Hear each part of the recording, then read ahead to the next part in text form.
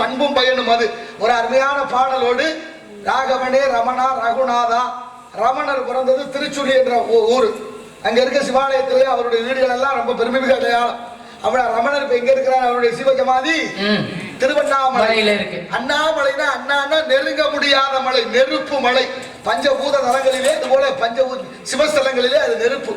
அப்படிப்பட்ட பெருமையான பாடலோடு பாடி வரவேற்றது அகமகிழும் நல்ல குரல் வளம், அருமையான இசையமைப்பாளர்கள். வாழ்க பல்லாண்டு, நீடூழி வாழ மனமாற வாழ்த்துக்கள். அதுவும் இப்ப கல்லான பெண்ணாலும் பெண் கூட உன்னாலே பெண்ணாகி எழுந்தாலே மண்மேலே. எந்த கதை இது? ராமாயண அகலிகையின் கதை. ராமாயணத்தினுடைய கதையை அப்படியே பாடி வந்துட்டேன். ராமன் யாரு? ராமன் என் பாட்டனுடைய மர அவதார். அதனால ராமா என்ற 2 எழுத்துக்கு அவ்வளவு மகிமை உண்டு. ஆமா, கல்லான பெண் கூட உன்னாலே மண் மீது எழுந்தாலே பெண். அப்படிப்பட்ட பெருமையான வார்த்தை எதுக்கு? அகலிகைக்கு. ஆமா, கால் வந்தேன் நொந்தேன் கடிக வழி நடந்தேன் யான் வந்த தூரம் எழுதென்று கூடல் கருந்தேனுக்கு அங்காந்த காவிரி சூழ்நாடா இருந்தேனுக்கு எங்கே இடம் என்று கேட்டால் அவை மூதாட்டி. இது சோழமன்னன் கதை. அதுபோல நீ சொன்ன கதையில கம்பர் என்ன பாடுறாரு? இவ்வண்ணம் நிகழ்ந்தவண்ண இனி இந்த உலகுக்கெல்லாம் உய்வண்ணம் அன்றி மற்ற உயிர் வண்ணம் உருவதுண்டோ மை வண்ணத்து அறைக்கு போரில் மழை வண்ணத்து அண்ணலே உன் கை வண்ணம் அங்கு கண்டேன் வண்ணம் இங்கு கண்டேன். அப்படின்னா என்ன அர்த்தம் தெரியுமா? உன் கை வண்ணம் அங்கு கண்டேன். எங்கே? தாடகையை விஸ்வாமித்திரனுக்காக வதம் செய்யும் பொழுது உன்னுடைய கை திறமை, அந்த அம்பு எவ்வளவு திறமை இருக்கு, எவ்வளவு பலம் இருக்குங்கிற உன் கை வண்ணத்தை அன்னைக்கு பார்த்தேன். இன்னைக்கு உங்களுடைய கால் வண்ணம், உங்க பாதம் மட்டும் கல்லா கடந்தவ பெண்ணா மாறிட்டாலே எவ்வளவு அப்போ ஒரு அர்த்தம். எப்பொழுதுமே புராணங்கள்ல பெண்களுக்கு சிறப்புகள் கொடுப்பதற்காகவே தான் ஆண்கள் எல்லாம் அப்பெல்லாம் மெனக்கட்டு நன்மைகள் செய்திருக்காங்க. இதை விட இன்னொரு அர்த்தம் இருக்கு. ராமனுடைய திறமையில கால் பகுதியை தான் நான் பார்த்திருக்கிறேன். இன்னும் கால் பகுதி இருக்கு. ஏன்னா நிறைய தூரம் போக வேண்டி இருக்குல்ல. அப்படிப்பட்ட நல்ல விஷயங்கள் எல்லாம் உண்டு. அதனால உன்னை வாழ்த்துவது கடமையாக, அந்த கடமையோடு உன்னை வாழ்த்துவது அஞ்சல வைக்குது. ஒரு ரங்கத்தில் மஞ்சள் கிழவு, ஒரு ரங்கத்தில் மஞ்சள் கிழவு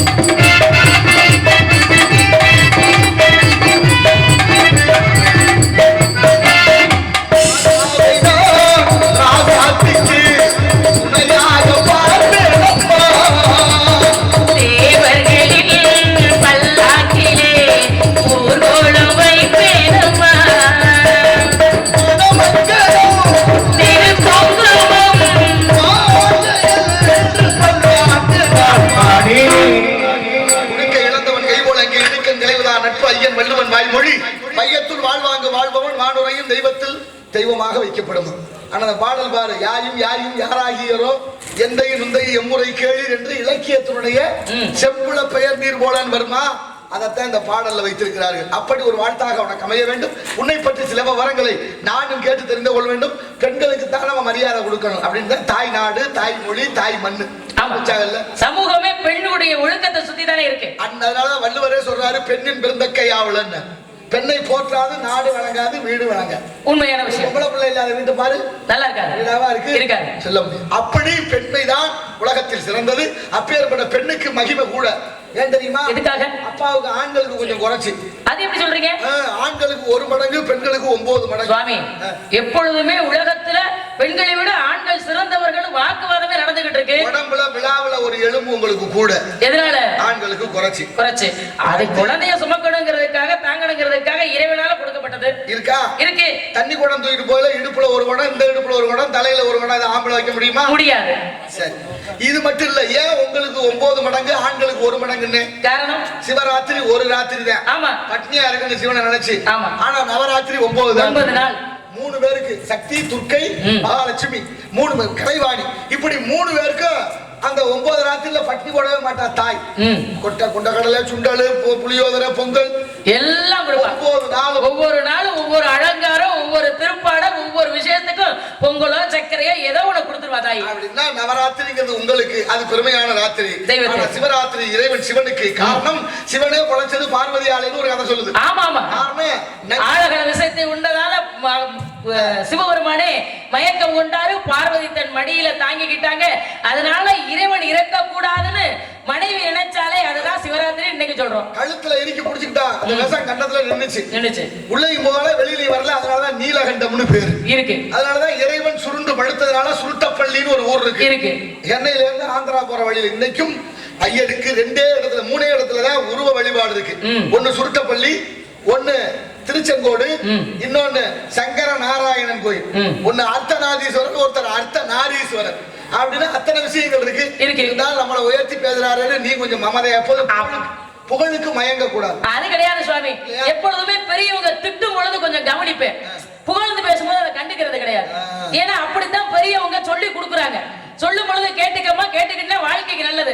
அதனாலதான் பெரியவர் தரிசனம் பாவ விமோசனம் சொல்லியிருக்காங்க. இப்படி பெரியார காங்கிறதா பெரிய விஷயம் இல்லையா? ஆமா ஆமா. அப்பேற்பட்டார் அப்படி அத்தனை விஷயங்களும் நமக்காக ஆன்மீகத்துல சொல்லப்படுது. பாரணைத்து பொய்யனவே என்று பட்டினத்து பிள்ளையை போல் யாரும் துறக்க அறிந்தாரு தாய்மானவர். தாய்மானவர் யாரு? திருச்சி மாநகரத்துல பிறந்தவர். திருச்சியில இருக்கிற மலைக்கோட்டை உச்சி கோயில் இருக்கிற மலைக்கோட்டை கோயில் இருக்காரு. அங்க மேல பிள்ளையார் இருக்காரு. அவர் பேரு மாணிக்க விநாயகர். அங்க இருந்து கீழே போகும்போது சிவன் கோயில் இருக்கு. அவருக்கு பேரு தாய்மானவர். சுவாமிக்கு பேரும் தாய்மானவர். அங்க பிறந்த கேடலியப்ப பிள்ளையினுடைய மகனுக்கு பேரும் தாய்மானவர். அதனாலதான் அவர் பாடின பாடல்கள்ல ஒரு வார்த்தை சொல்றாரு, பாரணைத்து பொய்யனவை என்று பட்டினத்து பிள்ளையை போல் யாரும் துறக்க அறிந்தார். ஏன்? அந்த காலத்துல 9 கோடி சொத்து இல்ல. எனக்கு ஒரு சின்ன சந்தேகம். அந்த காலத்துல இவ்வளவு ஞானமான பிள்ளைங்க, இவ்வளவு அறிவான பிள்ளைங்க படிக்காத காலத்திலேயே இவ்வளவு செஞ்சோம்னா இவ்வளவு நன்மைகள், அடுத்த வர்ற தலைமுறைகளுக்கு இவ்வளவு உதவிகள் கிடைக்கும், அதுக்கு நல்லா வாழும் அப்படிங்கிற எண்ணம் கல்வி அறிவே இல்லாத காலத்துல அவங்களுக்கு அவ்வளவு அறிவு வேலை செஞ்சு. அறிவு இல்லைன்னு கல்விங்கிறது நம்மளா கொண்டு வந்தது. அததான் சுவாமி சொல்றேன். அப்ப படிக்க தெரியாது, எழுத தெரியாதுன்னு சொல்றாங்க இல்லையா? கடைபிடிச்சிருக்கிற கல்வி எந்த கொள்கை தெரியுமா? கல்வி மெக்காலய கல்வி திட்டம். என்ன பண்றது? அதுதான் அந்த மதிப்பெண்ணை வச்சு மனித மூளையை அறிவிடுது. அது தவறு. அதை விட்டு அந்த படிக்காத மேதைகளும் உண்டுன்னு சொல்றாங்க இல்லையா? அதுக்காக சொல்ல வரேன். அப்ப உள்ளவங்க நன்மைக்காக இவ்வளவு ஞானமான குழந்தைகள் பிறந்தது. ஏன் இந்த கலியுகத்துல அப்படி ஞானமான குழந்தைகள் பிறக்காதா? அதிகமாக தெய்வ நம்பிக்கை இருந்தது. மனதில் அப்பழுக்கற்ற எண்ணம் இருந்தது. தூய்மையான மனசோடு இருந்தாங்க அத்தனை பேரும். இன்னைக்கு அப்படி இல்ல. அதுதான் 12 மாசம் குழந்தை பிறக்கிற ஒரு கதையை சொல்லும் போது வயிற்றுல இருக்கிற பிள்ளை எப்படி வளர்க்கணுமோ தாய் நினைக்கணும். தாய் மட்டும் நினைக்கப்படாது, வீட்டுல இருக்கிற கணவன் அதுக்கு ஒத்துழைக்கணும். அது உண்மைதான். முழுசா மூச்சு முட்டை குடிச்சிட்டு போய் அந்த பொண்ணை தொந்தரவு பண்ணா அவன் கோவப்படுவா. கோவம் பிள்ளைக்கு போயிடுச்சு. எந்திரிக்கும் பொழுதே காலையில நீ 5 மணிக்கு எந்திரிமா, 5 மணிக்கு எந்திரிப்பான்னு குழந்தைய எழுப்புறது பெரிய விஷயம் இல்ல. நாம முதல்ல எந்திரிக்கணும். பிரம்ம முகூர்த்தத்துல நம்ம எந்திரிக்கணும், நம்ம குளிக்கணும், நம்ம விளக்கேத்தி வைக்கணும். அதே பழக்கம் பிள்ளை. நம்ம அம்மா சாமி கும்பிடுறாங்க, நம்ம அப்பா 5 மணிக்கு எந்திரிக்காங்க. அப்பாவையும் அம்மாவையும் பார்த்து அடுத்து நம்ம குழந்தைங்க பழகி வரும். ஒரு சின்ன பிள்ளைய பார்த்தாலும் தம்பி நல்லா இருக்கா உங்க பேரை கேட்டா ஆமாங்க சொல்லுவேன். ஆமா, அந்த பழக்கம் வரும். அப்படின்னா அவனும் கேட்டுருவேன். அப்ப நம்ம பேசுறதை கேட்டுதான் பிள்ளைகள் எல்லாம் காதுல வாங்கின வார்த்தையை தான் அப்பாவை பார்த்து குழந்தை சொல்லுது. அப்பாவை பார்த்து அப்பா உதச்சு போடுவேண்டா அப்படின்னா என் புள்ள உதச்சிருவேன் பாருடான்னு சொல்லிட்டான் பாரு. எட்டி உதைக்க வரான் பாருங்க.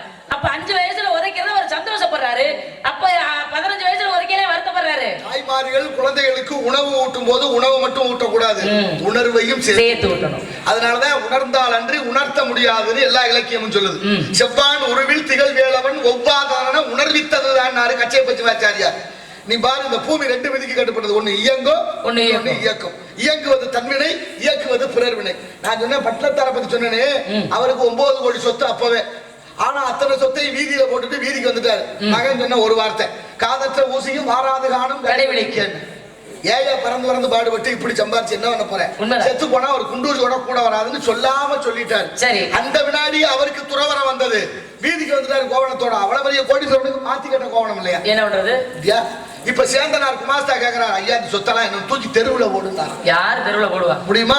அப்பேற்பட்ட மகான் பிறந்த நாடு. அவர் என்ன பண்றாரு, போய் ஒரு நாள் ஒரு வயலுக்குள்ள படுத்துக்கிட்டு தலையை வரப்புல வச்சிருக்காரு. அந்த வழியா 2 பொம்பளை பிள்ளை தண்ணிக்கு போகுது. போன பிள்ளைய சும்மா இருக்கக்கூடாது. எப்படி? அதுல ஒருத்தி சொன்னாங்க, பத்தியா எவ்வளவு பெரிய கோடீஸ்வரனா இருந்தாரு, தாயை விட்டு தகப்பனை விட்டு சொந்த பந்தத்தை விட்டு மனைவியை விட்டு மகனை விட்டு இப்படி சாமியாரா வந்துட்டாரு, சொத்து பத்தெல்லாம் விட்டுட்டாரு. உண்மையிலேயே சாமியார். நியாயமான விஷயம் தானே. 9 கோடி சொத்தை யாரு தெருவில் ஒதுக்கி போட சொல்லுவா? ஆனா இடையில இன்னொருத்தி இருக்கா பக்கத்துல, அடிபாடி பைத்தியக்காரி, என்னத்தான் சாமியாரானாரு, இன்னும் கொஞ்சம் பாக்கி இருக்கு. அதுலயா? ஆமா, பாக்கி இருக்கா? என்ன பாக்கி இருக்கு? எப்படி? எல்லாத்தையும் விட்டுட்டாரு. ஆனா தலைக்கு தலகண வேணுங்கிற சுகம் கேட்குது, தலையை வரப்புல வச்சிருக்கிறாரு. சாமிக்கு சுருக்குன்னு பட்டுருச்சு, இப்ப தலையை கீழே வச்சு படுத்துட்டாரு. இப்ப 2 பேரும் தண்ணிக்கு போயிட்டு திரும்ப வருதுங்க. அந்த பொண்ணு சொன்னா, இப்ப ஒத்துக்கிறியா சாமியார் முழுமையாயிட்டாரு? இப்பவும் சொல்றா, இன்னமும் ஆகல, இன்னும் கொஞ்சம் பாக்கி இருக்குன்னா. அதுலயே என்னடி இன்னும் பாக்கி இருக்குன்னு கேக்குறா அவ. அதுக்கு சொல்றா இந்த பொண்ணு, அப்படி இல்ல எல்லாத்தையும் விட்டுட்டாரு, ஆட்டுக்குள்ள ஊருக்குள்ள நம்மளை பத்தி என்ன பதிலான்னு ஒட்டு கேக்குறான் பாரு, அந்த புத்தி போனாதான் அவன் முழு சாமியாருன்னா.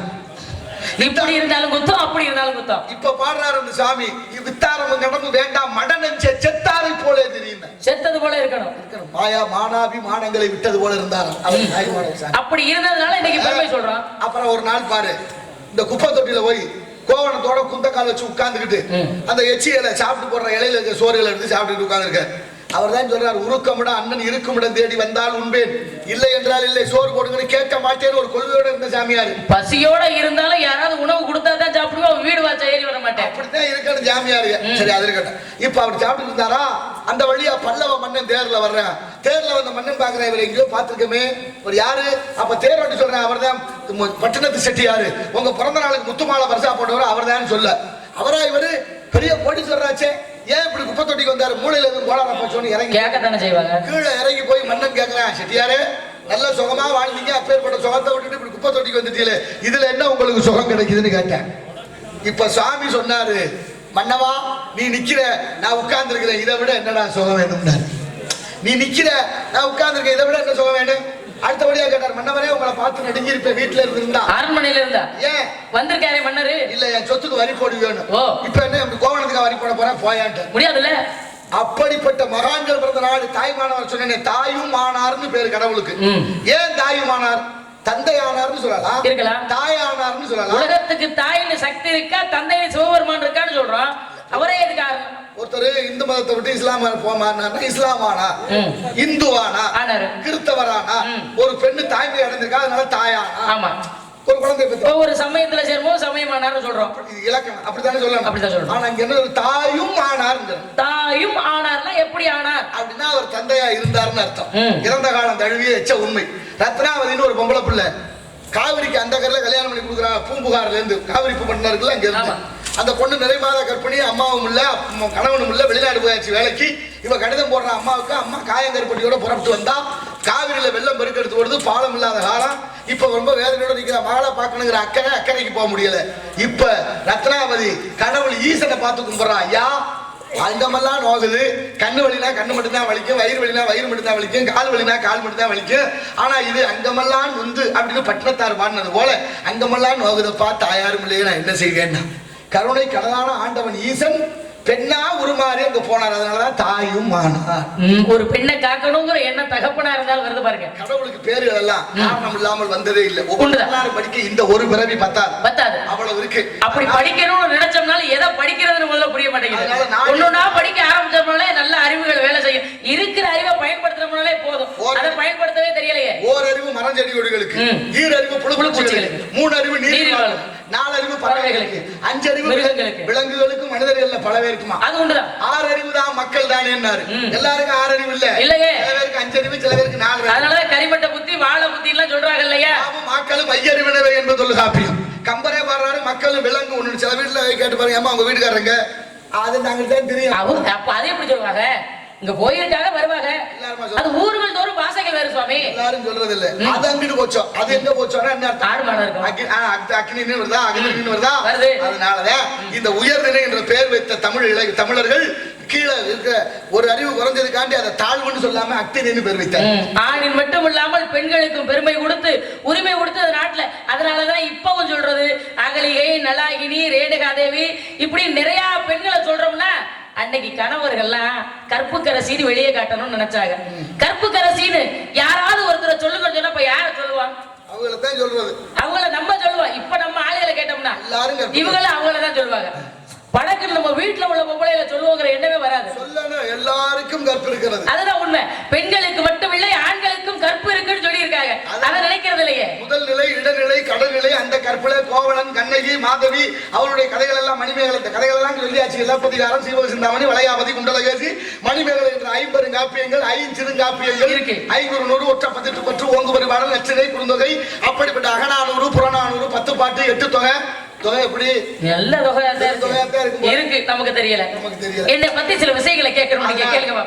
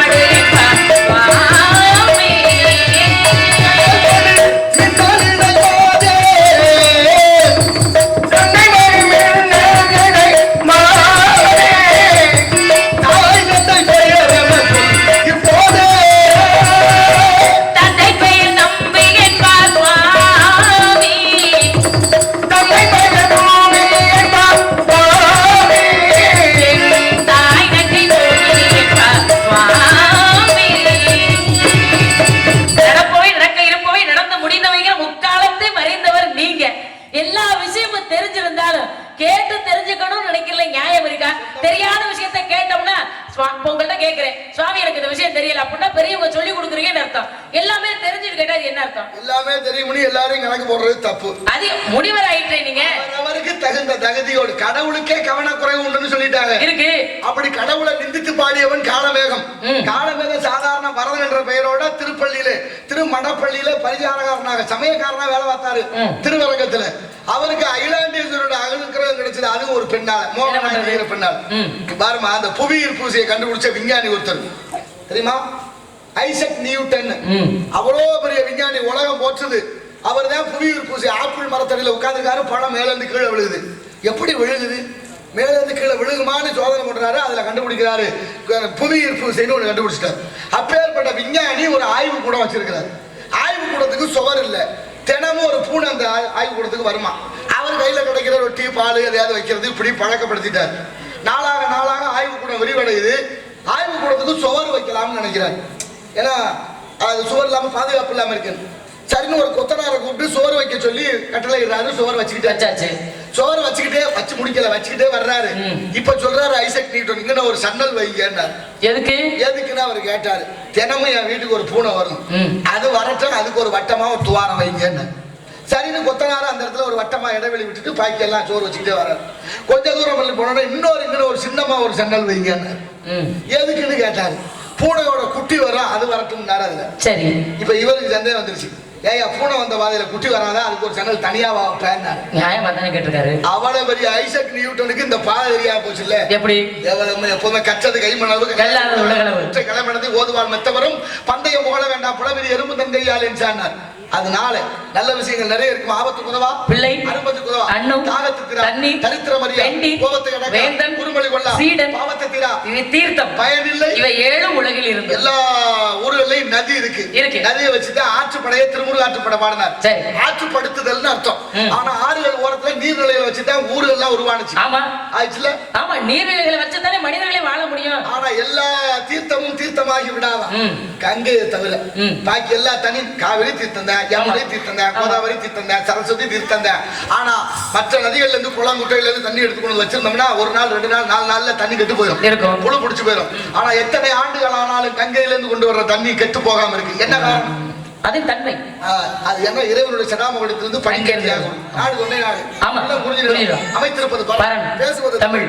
ஆக 3 எழுத்து கூட்டம். ஆமா, இங்க என்ன வேலை செய்யுது? காவல் பாக்குறேன். காவல் பறவை எல்லாம் வருது. அப்பா போய் விரட்டிட்டு வாங்க சொன்னாரு, விரட்டிக்கிட்டு இருக்கிறேன். இவ்வளவுதான். பறவை எல்லாம் வருது. ஆமா, எந்த பறவை வந்துச்சுப்பா? என்ன சுவாமி, எவ்வளவு பறவை வருது, எவ்வளவு இம்சையா இருக்குது அப்படின்னு அப்பா நினைக்கிறார். அது எனக்கு இம்சையா தெரியல. முருகப்பெருமான வணங்கக்கூடிய ஒரு வாய்ப்பாவது நமக்கு இந்த இடத்துல கிடைச்சிருக்கே. அதனால முருகனை வணங்கிட்டு இப்படியே ஆளோட சொல்லிக்கிட்டு உட்காந்துருக்கேன். தவறு என்பது தெரியாம செய்யறது, தப்பு என்பது தெரிஞ்சு செய்யறது. தவறு செய்தவன் திருந்த பார்க்கணும், தப்பு செய்தவன் கண்டிப்பா வருது, அனுபவிச்சு ஆகணும். ஒவ்வொன்றுக்கு ஒரு எதிர்வினை இருக்கு. இந்த பூமியில என்ன விதைக்கமோ அதைத்தான் இருக்கிறோம். ஆமா, அதனாலதான் திணை விதைச்சவன் திணை இருப்பான், வினை விதைச்சவன் வினை இருப்பான்னு சொல்றாங்க. பிரபஞ்சத்தினுடைய பொது விதி அதானே. சரி, அது இருக்கட்டும். காக்க முடியாது. ஏன் சொன்னேன்? காத்த முடியல, அசமிக்கு மலையை காத்த முடியல, இலங்கை அங்கிரி காத்த முடியல, பாலைவனத்தை தடை காத்த முடியல, கருவை திதி காத்த முடியல. அத்தனை பேரும் காத்து காக்க முடியல. உன்னால் முடியுமோ? நீங்க தானே இப்ப சொன்னீங்க எப்பேற்பட்டவர்களுக்கும் கொஞ்சம் தாமதம் இருக்கும்னு. அதே போல அவரவருக்கு என்ன தன்மையோ அவங்க குணம் காக்க முடியல, என் குணத்துக்கு காத்து வைக்கிற நம்பிக்கை இருக்கு. ஆமா, தான் எதுல படுத்தணும்?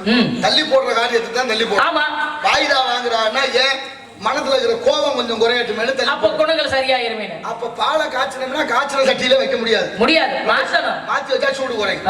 புருஷனுக்கு கொண்டாடிக்கு சண்டைன்னா புருஷங்கார சொல்லி பாத்துட்டு சரி போ கழுதுன்னு விட்டுட்டு அங்கிட்டு கடை கடைக்கு போயிட்டு அப்புறம் வரணும். அப்பா மகனை அடிச்சு போட்டாருன்னா தாயார் கூப்பிட்டு சொல்லுவா, அந்த மனிதனோட எழுத்து பேசிக்கிட்டு ஆமா அப்பா கிட்ட சண்டை போட்டுக்கிட்டு 100 ரூபாய் டப்பாக்குல கிடக்கு எடுத்துக்கிட்டு போயிட்டு வா, முடிஞ்சிச்சு. அது மாதிரி எப்போதுமே சில சாந்தமான விஷயங்களை பயன்படுத்துற விதயங்கள் இலக்கணம் யதார்த்தமாக நடக்கு. நீ சொல்ற மாதிரி இப்படித்தான் தாமதம் எங்க பண்ணக்கூடாது தெரியுமா? எங்க நாடகத்துக்கு வரும்போது தாமதம் பண்ணக்கூடாது. கண்டிப்பா முகூர்த்த நேரம் குறிச்சாச்சுன்னா அங்க தாமதம் பண்ணக்கூடாது. ஒரு பேருந்தை பிடிக்கணும்னா அங்க தாமதம் கூடாது. தாமதம் என்பது மிக கொடுமை. பேருந்தை பத்தி பேசாதீங்க. பேருந்தை தாமதமா பிடிக்க கூடாது. வந்தா பெட்டி எடுத்துக்கிட்டு ஏறாதீங்கிறாங்க. அதுக்கெல்லாம் சட்டம் என் கையில இல்ல. என்ன பாப்போம், பேசிக்கிட்டு இருக்கிற வேற தாமதமா வரக்கூடாதுன்னா வள்ளுவர் கூட காலம் அறிதல்னு ஒரு அதிகாரம் வச்சார் 133ல. காரைக்குடியில கம்பன் கழகம்னு ஒண்ணு இருக்கா, இருக்கு. அதை தோற்றுவித்தவர் கம்பன் அடிபொடி சா கணேசன் ஐயா. கம்பன் அடிபொடி சா கணேசன் ஐயா கம்பன் கழகத்தை முதல் தொடங்குறாரு. அதுக்கு பத்திரிகை அடிச்சாச்சு. அன்னைக்கு இருந்த முதல்வர் பெயரை போட்டு முதல்வர் வருகிறார். கம்பன் விழா தொடங்குது. முதல்வர் தொடர் வண்டியில வர்றார். தொடர் வண்டினா தெரியுதா? ட்ரெயின் சொல்றோம். அந்த தொடர் வண்டியில வந்துகிட்டு இருக்காரு. நேரம் ஆயிடுச்சு. ஒரு 10-15 நிமிஷம் தாமதம். அவர் பயப்படுறாரு. அவர் நேரத்தை ரொம்ப கடைபிடிப்பாரு. நம்ம இப்படி தாமதப்படுத்துறோமே, சீக்கிரம் போகணும்னு பாக்குறாரு. போகல, தாமதம் ஆயிடுச்சு. அங்க தொடர் வண்டியில குளிச்சுட்டு உடை மாத்திக்கிட்டு நேரம் வர்றாரு. இவர் அவரை எதிர்பார்க்கல. முதலமைச்சர் கும்பா அடுத்த வார்த்தை இங்க தொடங்கிட்டார் விழாவை. கம்பன் வாழ்க, கம்பன் புகழ் வாழ்க அப்படின்னு ஆரம்பிச்சிட்டாரு. அவர் பதறி போய் உள்ள வந்து மன்னிக்கணும், நான் தாமதமா வந்ததுக்கு மாநில அரசு காரணம் இல்ல, மத்திய அரசு காரணம். நியாயம் தானே. எதுக்கு சொன்னாரு? மாநில அரசு காரணம், தொடர் வண்டியினுடைய கட்டுப்பாடு மத்திய அரசு கிட்ட இருக்கு. அதனால நான் தாமதமா இல்ல, வண்டி தான் தாமதமா வந்துச்சு. நம்ம ஆளுக்கு வரும்போதே பஞ்சரா போச்சு, வரும்போது மழை வந்துச்சு. எத்தனை காரணம் உண்மையான காரணமாவே இருந்தாலும் அதை நம்ப முடியல. இப்ப என்ன பொய்யா சொல்லி பழகினதுனால ஒரு பொய்ய மறைக்க இன்னொரு பொய்ய எப்ப ஒரு பொய் சொல்ல ஒரு மனிதன் ஆரம்பிச்சாச்சோ அடுத்தடுத்து அந்த பொய்ய மறைக்க நிறைய பொய் சொல்ல வேண்டிய இருக்கு. அதுக்கு உண்மையை சொல்லிட்டு அடிச்சாலும் வாங்கிட்டு போயிட்டோம்னா பொய் சொல்லணுங்கிற அவசியம் இல்லை. அதனால தர்மம் தலை காக்கும், தக்க சமயத்தில் உயிர் காக்கும். தர்மத்தின் வாழ்வு தந்தை சூதுகமும் பின்பு தர்மமே வெல்லும். அப்படி சில விஷயங்களை உண்மையா பேசி பழகணும். ஆமா, ஆனா உண்மை கசக்கும். உண்மை ஏன் கசக்குது? ஏத்துக்க முடியாது. பேசி பழகிட்டா மத்தவங்களுக்கு தான் கசக்க, நமக்கு கசக்காதே. இந்த நாட்டு நாட்டுல உண்மையை பேசிப்பாரு யாராவது மதிக்கிறாங்க இல்ல பைத்தியம் பண்ணுவாங்க. ஒண்ணும் ரொம்ப வேண்டாம். நோய்வாய்ப்பட்டா மருந்து குடிக்கணும். ஆமா, மருந்து சாப்பிடணும். ஆமா, மருந்து கசக்கும் இல்ல, கசக்குங்கிறதுக்காக குடிக்காம விட்டா உடம்பு சரியாகுமா? சரியாகாது. அது மாதிரி உண்மை பேசித்தான் ஆனும். உண்மைதான் கசக்கும், ஆனாலும் நல்லது செய்யலாம். வந்ததின் உண்மை பெண்களுக்குரிய பருவங்கள் 7 வகை சுவாமி. அங்கை பருவம், ஆடிப்பட்டம், தேடி விதை, காற்றுள்ள போதே, தூத்திக்கணும், பருவத்தை, பை செய்யணும், பெரியவங்க செய்தா, பெருமாள் செய்த மாதிரி பருவகாலத்தை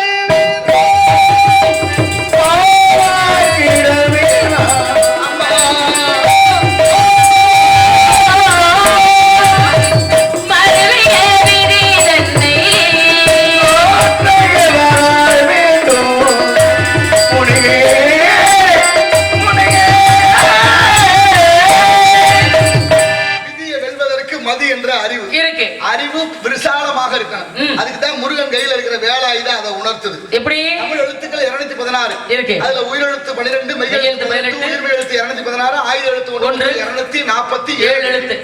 ஆனாலும் பாரதில் ஆயுத எழுத்துங்கிற அக்கன்னா வேலாயுதத்தை குறிக்குது. இங்க வச்சிருக்க மத்தியா 3 புள்ளி. வேலாயுதம் 1 ஆழ்ந்து அகண்டு, நடுவே விசாலமாக அகன்று கூர்மையாக. ஒரு மனிதனுக்கு புத்தி எப்போதும் அப்படி இருக்கணும், கூர்மையாக இருக்கணும்.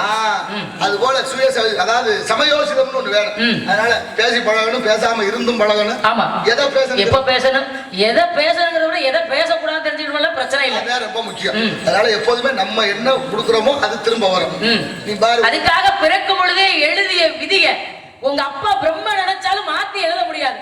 பிரம்ம என்ன, முருகன் மாத்துறாரு, முருகன் மாத்துறாரு. செய்த திருச்செந்தூர்ல இருக்கிற முருகனை பத்தி திருப்புகள்ல பாடுறாரு. செயல்பட்டு அழிந்தது செந்தூர் வயல் பொழி, மால்பட்டு அழிந்தது தென்கடம்பு பூங்குடியார் நெஞ்சமும், அவன் வேல்பட்டு அழிந்தது சூரனும் வெறுப்பும், அவன் தலையில் அவன் கால்பட்டு அழிந்தது என் தலைமேல் அயன் கையெழுத்தேன். அதுதான் உண்மை. அப்படின்னா என்ன, போருக்காக வந்தவனே முருகனுடைய அழகையும் பெருமையும் பாட ஆரம்பிச்சவன் இல்லையா?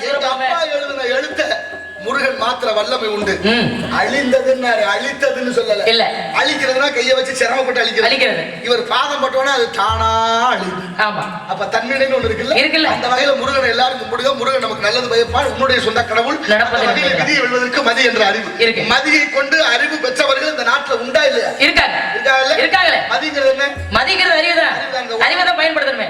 உடம்பு விதி, உள்ள ஓடுற மூச்சு மதி. இந்த உடம்பு இருக்கிற மதிங்கிற மூச்சு போயிட்டா இதுக்கு பேரு சவம். அப்புறம் எரிக்கணும். ஆமா, இன்னைக்கும் பாரு 2 பேருடைய உடம்பு எரிக்கணும் புதைக்கணும். சரி, இப்பெல்லாம் இறக்க போறதுக்கு முன்னாடியே நம்ம எழுதி கொடுத்துட்டோம்னா போதும், எரிக்கவே மாட்டாங்க, புதைக்க மாட்டாங்க, கொண்டே ஆட்டுக்கறி மாதிரி கூறு போட்டுறாங்க. அப்படி கிடையாது. தானம் பண்றது, தானம் பண்றது வேற, உறுப்பைய சாப்பிடுறாங்க வேற. ஆமா, அது நடந்திருக்கு, இன்னைக்கு இல்ல. 1800களிலே தாது வருஷத்து பஞ்சம்னு ஒரு பஞ்சம் வந்துச்சு. அந்த பஞ்சத்துல எங்க வந்து தமிழ்நாட்டுடைய நடுப்பகுதி, விழுப்புரம், கள்ளக்குறிச்சி அந்த பகுதி இல்ல, ஒரு 12 ஆண்டுகள் 13 ஆண்டுகள் அந்த பஞ்சம் நீடிச்சிருக்கு. அதுல வாழ முடியாம மக்கள் கொத்து கொத்தா செத்து இருக்கிறாங்க. செத்த பிணத்தை சாப்பிட்டுருக்காங்க. ஆடு மாடுகள் செத்து போச்சுட்டு இருந்தாங்க. எறும்பு வலையில இருக்கிற நொய்யரிசியை பார்த்து தேடினாங்க. அப்படி ஒரு பஞ்சம் வந்துச்சு. இல்லாத போது பஞ்சத்தில் சாப்பிட்டது வேறு, இப்பவும் சாப்பிடுற இடம் இருக்கிறது. ஐயா, 30 வயதுக்குள்ள நோய்வாய் இல்லாமல் இருந்தால் அவருக்கு அவங்க உடம்பை எழுதி இங்க கொடுத்துடணும். அவங்க கொடுக்குற உணவை தான் சாப்பிட, அவங்க சொல்றபடிதான் நடக்கணும். அப்படி இருந்துட்டாங்கன்னா அந்த உடலை கொண்டுட்டு போய் ஆட்டுக்கறி மாதிரி ஒவ்வொரு பகுதியா இந்தந்த மாமிசம் இவ்வளவு விலை. எந்த ஊர் படஜைக்கு சாப்பிடுறாங்க? எந்த ஊர் வேணா ஊரை சொல்ல நான் விரும்பல. இதுல என்ன நடக்குதுன்னு அப்படி சொன்னா என்ன வேண்டாம். இதுல என்ன பயம்? உண்மைதான் சுவாமி, நீங்க தான் எல்லாம் பாப்பீங்களே, தட்டி பாருங்க தெரியும். சரி, வரட்டும் பாப்பா. நீங்க வந்த விஷயத்தை சொல்லுங்க. ஒரு மாப்பிள்ளை பார்த்து வந்தேன். மாப்பிள்ளையா? எனக்கா? என்ன சுவாமி, காட்டுக்குள்ள காவல் பார்த்துக்கிற பிள்ளைக்கு இப்ப கல்யாணம், எனக்கு என்ன வயசாயிடுச்சு, கொஞ்சம் நாளா இருக்குமே. அப்படி கிடையாது, பருவகாலம் பாழாகுது இல்ல. ஓ, பருவம் பாழாகுது. ஒரு நாள் போச்சுன்னா வாரம் போயிடும். ஆமா, மாதத்துல ஒரு வாரம் போச்சுன்னா மாசம் போயிடும். வருஷத்துல ஒரு மாசம் போச்சு, ஒரு வயதே போயிருமே. வருஷம் போச்சுன்னா வயது போகும். அப்புறம் பருவத்துல பயிர் செய்யணும். நீங்க பார்த்து அந்த மாப்பிள்ளைக்கு ஏதாவது சிறப்பு இருந்தா சொல்லுங்க. நிறைய சிறப்பு இருக்கு. 1 2 1000 எவ்வளவு சொல்லலாம். சொல்லுங்க, பிடிச்சிருந்தா திருமணம் பண்ணிக்கிறேன். வெகு கோடி நாம சம்பு குமாரா என்று அருணகிரியார் பாடுகிறார். ஒரு நாமம் இல்ல, ஒரு பேர் இல்ல, வெகு கோடி. ஐயா, பல பேர் உள்ள நமக்கு ஒத்து வராது. பல பேரை வச்சு ஏமாத்திக்கிட்டு தெரிஞ்சாங்கன்னா என்ன பண்ணுவீங்க? எங்க கலிகாலத்துல அப்படி இருக்கு. இப்ப பெட்டிக்காரர் இருக்காரு, அவர் ஊர் புதுக்கோட்டைக்காரரு. ஆமா, அவர் பேரு பிரபு. ஆமா, அவர் மனைவிக்கு அவர் கணவன். ஆமா, மகனுக்கு அவங்க அப்பா. ஆமா, அவங்க அப்பாவுக்கு ஒரு பிள்ளை. ஆமா, ஒரு ஆள் தான் எத்தனை உறவு. அது வருதுன்னா ஒரே உறவுக்குள்ள வருது. அதே மாதிரி இவரு ஒரே ஆளு, பெயர்கள் பலவாறு. ஒரே உறவுக்குள்ளையா? அப்ப சிறப்பா சொல்லுங்க. அவர் விரும்புமாறு அப்பேற்பட்ட பெருமைக்குரிய மாப்பிள்ளை யார் தெரியுமா? தைப்பூச திருநாளில் தமிழெடுத்து பாடுவோம். தைப்பூச திருநாளில் தமிழெடுத்து பாடுவோம். தனிதை மலை குமரனையே தாழ்வழித்து ஆடுவோம்.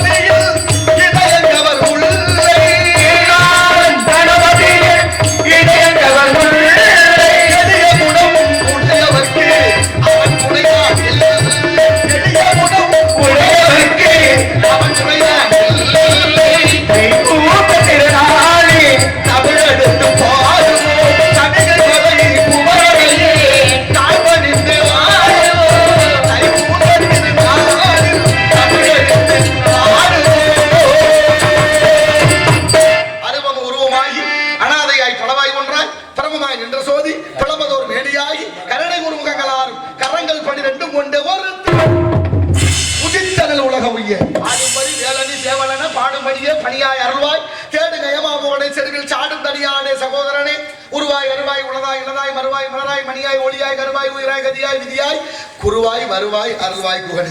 இவ்வளவு தூரம் பேசுற நீ வருவாய் வருவாய் அருள்வாய் குகனே. ரெண்டு இருக்குல்ல, நீயே வருவாயின்னு இருக்கு வருவாயின்னு இருக்கு, ரெண்டு அதுலயே இருக்கு. ஏன் சுவாமி நீங்களே இப்படி ஒரு சின்ன பிள்ளைகிட்ட பொய்ய சொல்லி ஏமாத்துனீங்கன்னா ஊர் உலகத்துல பொய் பேசுறதெல்லாம் நான் என்ன சொல்றேன்? இப்படி பொய் பேசுறீங்களா சுவாமி? ஒரு நாரத மகாமுனிவர் கலைவாணிக்கு புள்ள கல்விக்கு அதிபதியின் மகன், நீங்க போய் இப்படி போய் பேசுறீங்க. போங்க சாமி, என்ன போய் சொல்லி? ஆமா, மாப்பிள்ளை பாத்துட்டு வந்திருக்கேன்னு சொல்லிவிட்டு என் தெய்வமாகிய முருகனுடைய பெருமைகளை சொல்றீங்களே, மாப்பிள்ளை பேர் எப்ப சொல்லுவீங்க? நான் மாப்பிள்ளை நடிக்கிறவாரு நடிப்பு அச்சமான நாணம் பயிர்ப்புங்கிறது வேணுங்க, அதுக்காக இவ்வளவு நடிப்பா? ஏன் சுவாமி மாப்பிள்ளை பேர் சொல்ல நடிப்பு எடுவட மாட்டீங்களப்பா. மாப்பிள்ளை பேர் தான் முருகன். குக்குலகதாரி மஞ்ச ஏறி குறிஞ்சி வேந்தன் சேய் செட்டி மகன் மாயோன் மருகன் அப்பேற்பட்ட முருகன் கடவுள் கந்தன் உனக்கு சொந்த. சாமி சாமி என்ன ஆள விடுங்க, அவருக்கு நமக்கு அவனை பார்த்து ஐயா ஒத்து வர சுவாமி. நான் காட்டுக்குள்ள திடீர்ல அவரை கல்யாணம் பண்ணிக்க அப்படித்தான் பேசுவேன், நடிக்கிறவர் சுவாமி. சாதாரண விஷயத்துக்கு எங்க அப்பா என்னை திட்டுவாரு, ஏமா இப்படி பேராசைப்பட்டு முருகனையே திருமணம் பண்ணிக்கலாம் ஆசைப்படுறீங்க, இதெல்லாம் நியாயமானு கேட்டா என்ன பதில் சொல்றேன்? கல்யாணம் பண்ணதுக்கு அப்புறம் எப்படி இருப்பேன்னு சொல்லவா? சில வீட்டுக்கு போனா கேப்பா, என்னம்மா வீட்டுல மதுரையா சிதம்பரமானு? ஆமா, மதுரைனா என்ன? அம்மா ஆட்சி. சிதம்பரம்னா ஐயா ஆட்சி எப்படின்னு கேட்பாங்க. அந்த அம்மா சொல்லிடுவாங்க, எங்க வீட்டுல எப்போதுமே மீனாட்சி ஆட்சி மதுரை தான் அப்படின்னா பொம்பளை பொம்பளை மனைவி பேச்ச புருஷன் கேட்கிறாரு, வீட்டுல கொண்டாட்டி தான் எல்லாம் பாக்குறாங்கன்னு சொல்றது. ஆமா, அதுக்கு கதையே இருக்கு. 7 பொம்பளை பிள்ளை இருக்கட்டும், எனக்கு திருமணம் பண்ணிக்க விருப்பம் இல்ல. ஏன் விருப்பம் இல்ல? அதனால நீ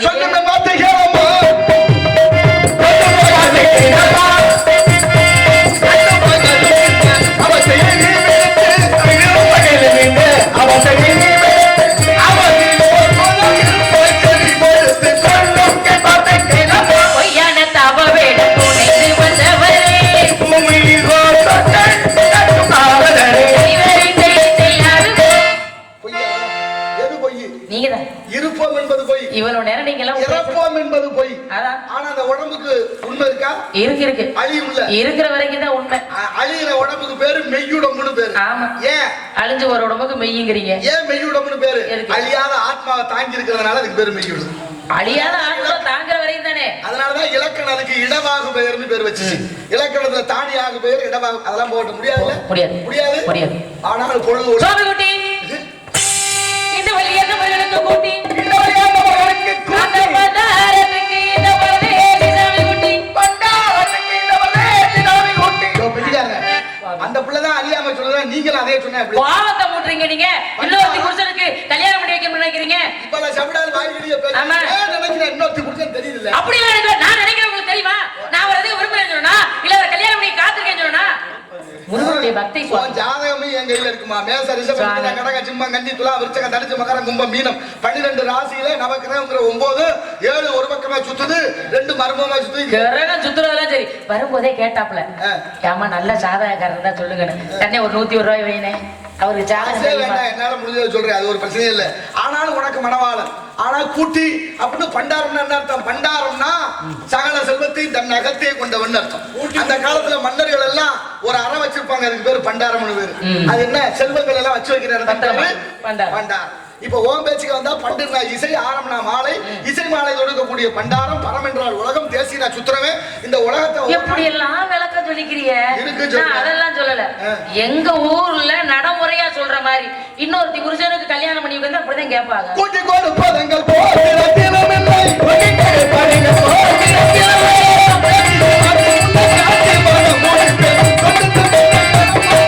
எனக்கு விருப்பம் இல்ல. நீங்க இடத்தை கெட்டு முதல்ல உங்க இடத்துக்கு போகஸ் பண்ணுங்க. புரியுது. அஞ்ஞான இருள மூழ்கி இருக்கிறாய். இன்று பொழுது அஸ்தமனம் ஆவதற்குள் அந்த சிக்கல் சிங்கார வேலவனை வர வைத்து உனக்கு திருமணம் செய்து வைக்காவிட்டால் நாரதன் அல்ல, பிரம்மமுடிச்சும் அல்ல, சத்தியம் சத்தியம் சத்தியம் வருவான் வைத்தியராதன் மகன். அது வரைக்கும் இரு பத்தியம். போனா போதும் மச்சிடம் பொண்டாட்டியாச்சு. நீங்க இருக்க பத்தியத்துல நான் ஏன் பத்தியத்துல இருக்கேன்?